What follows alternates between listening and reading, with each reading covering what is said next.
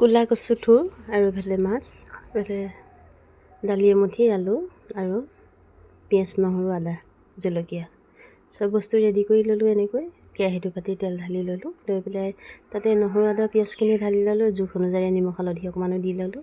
আজি এনেকৈ কেৰাহীতে ভাজি পেলাই কচু থুৰ বনাই খাম।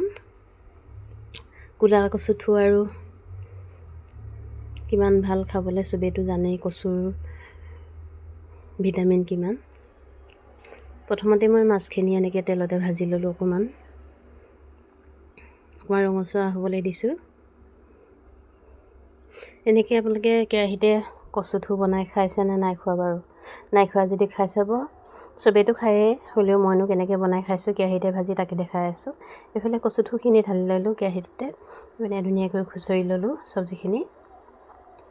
লগতে মই আলু আৰু দালিও ঢালি দিছোঁ। একেলগতে চব বস্তুখিনি এনেকৈ মিক্স কৰি ল'ম। চব মিশ্ৰণ কৰি পেলাই মই আকৌ চব্জিখিনি ভালকৈ খুচৰি ল'লোঁ। এইফালে ধুনীয়াকৈ মিক্স কৰি ল'লোঁ। এতিয়া মই এনেকৈ গেছটো অকণ কমাই পেলাই ভালকৈ সিজিবলৈ দিম, ঢাকনাত মাৰি পেলাই। ভিডিঅ'বিলাক কেনেকুৱা পায় বাৰু? ভাল পালে মানে লাইক কমেণ্ট কৰিবলৈ নাপাহৰিব, আৰু মোৰ ফেচবুক পেজটো ফ'ল' কৰি দিবলৈ নাপাহৰিব। এইফালে মই কচু আৰু দালি ধুনীয়াকৈ সিজি গ'ল, লগতে আলু সিজি গ'ল। হেতাখন মাৰি চালোঁ, ধুনীয়াকৈ আলু সিজিয়ে গ'ল।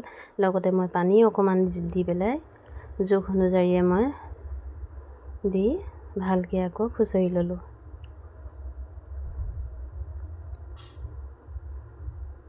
এইফালে মই ধুনীয়াকৈ সিজিবলৈ দিলোঁ।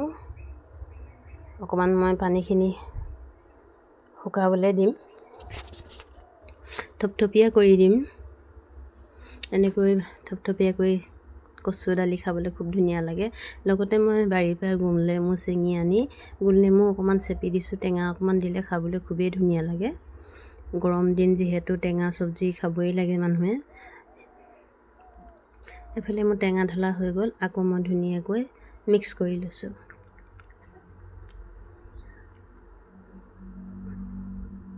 এতিয়া মোৰ চব্জি প্ৰায় ৰেডিয়ে হৈ গ'ল,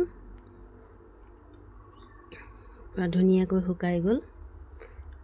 জোখ অনুযায়ী মই এতিয়া এনেকৈ ৰাখি দিম চব্জিখিনি।